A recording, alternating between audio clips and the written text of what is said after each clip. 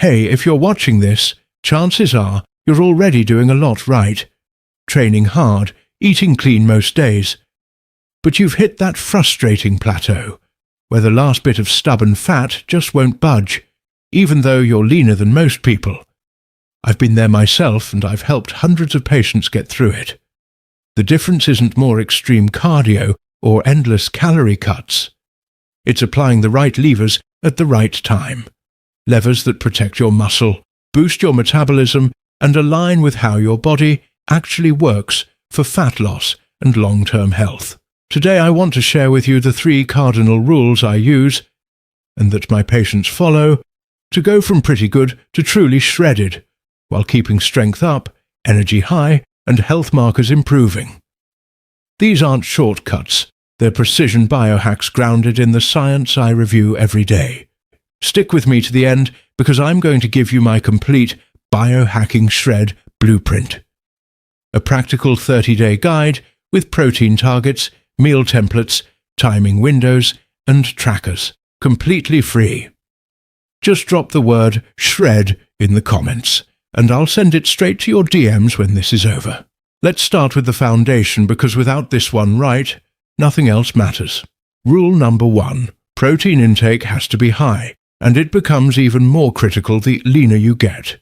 Most guidelines still push the old RDA of 0.8 grams per kilogram of body weight. That's barely enough to prevent outright deficiency. But if your goal is preserving muscle in a deficit, building strength as you age, and optimizing glucose control for longevity, that number is way too low. In my practice, we target around 2 grams per kilogram, or about 1 gram per pound of body weight, every single day. Sometimes even a bit higher for very active people or those pushing hard to lean out. Why? Because high protein does several things at once.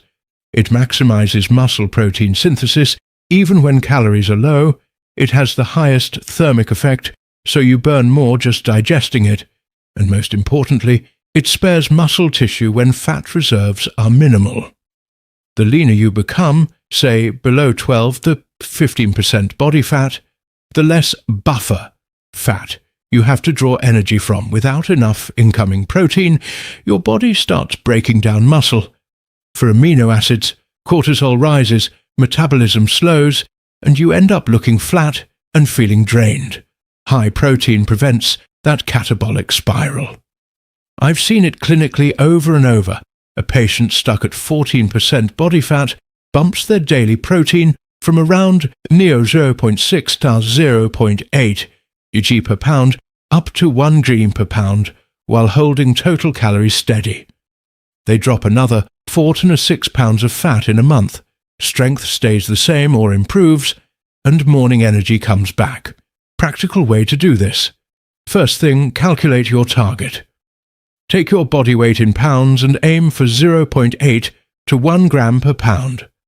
Start conservative if you're new to it, then dial up based on how you feel and perform. Spread it across at least 3 to 4 feedings. 30-60 grams per meal is the sweet spot for triggering muscle protein synthesis multiple times a day. Best sources: lean cuts of beef, wild-caught fish like salmon, eggs, Greek yogurt, cottage cheese, whey isolate. If you're struggling to hit the numbers without blowing your budget, check the link below for Thrive Market. They've been a long-time partner here. Use my special link and you'll get 30% off your entire cart, plus a free 60 Startlands gift box of premium proteins delivered right to your door. It makes stocking up on high-quality meat, fish, and eggs a no-brainer, and it directly supports keeping content like this coming your way. Rule number 2, shift from constant mild deficits to pulsed, aggressive restriction, but do it intelligently and temporarily. Daily small calorie cuts sound sustainable, but for many people they trigger metabolic adaptation. Thyroid downregulates, leptin drops, energy crashes, and fat loss stalls. Your body is smart. It senses chronic restriction and fights back. Instead, create big weekly deficits through short, intense pulses. Most days eat at or near maintenance with balanced macros and high protein. Then for 1 to 3 days a week, drop aggressively to 500 to 800 calories, with virtually all of those calories coming from protein. This approach draws from studies on intermittent caloric restriction, showing better fat loss and muscle retention compared to steady deficits. The pulses shock the system without giving it time to fully adapt. You get the signal that fuel is still coming most days, so hormones stay more stable. A real example: if your maintenance is 3,000 calories, keep 4 to 5 days at 2,800, 3,000 pounds, with high protein, then 2 to 3 days at 600 to 700 calories of mostly lean protein sources. Think protein shakes, egg whites, turkey breast, veggies for volume. That creates a 7,000 plus calorie weekly deficit, easily 2 pounds of fat, without living in misery 24/7. Key caveats from what I've seen. This works best short-term, 4 to 12 weeks max, and pair it with heavy resistance training to signal keep the muscle. If you're already quite lean or notice strength dipping, shorten the pulses or add more normal days. And always keep protein high on aggressive days. That's what protects lean mass. Rule number 3. Optimize your eating window around circadian biology. Eat earlier in the day and finish well before bed. Timing isn't just about calories, it's about syncing with your body's clock. Research on early time-restricted feeding, shifting meals forward, shows improvements in fat oxidation overnight, better insulin sensitivity, lower evening cortisol, and even changes in clock gene expression.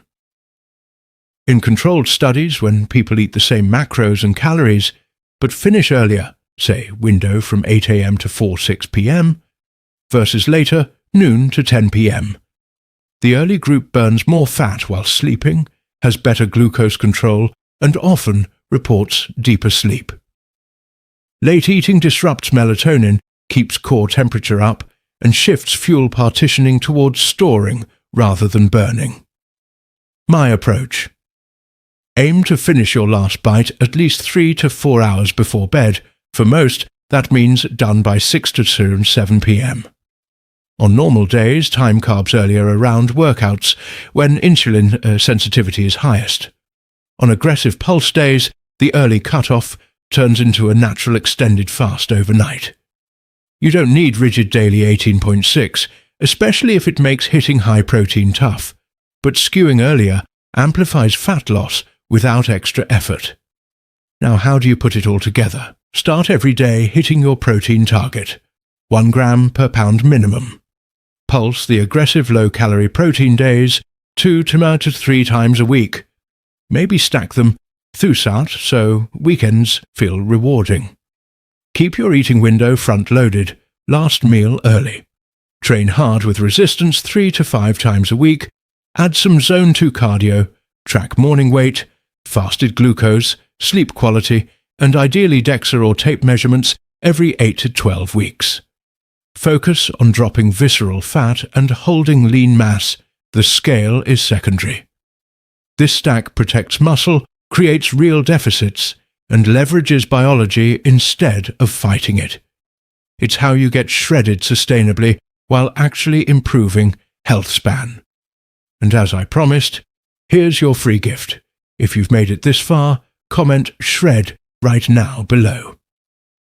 I'll personally send you the full Biohacking Shred Blueprint PDF, detailed protein calculator, 30-day meal plans for both normal and pulse days, circadian timing guide, supplement notes for low days like electrolytes, and progress trackers. It's everything you need to run this protocol starting tomorrow. If today's message resonated, hit like to help spread it, subscribe, and turn on notifications. Next up, I'll share my exact training framework for building muscle that lasts. Drop your current body fat estimate and your biggest sticking point in the comments. I read every one. Start with Rule 1 at your next meal. Your leaner, stronger, healthier future is waiting.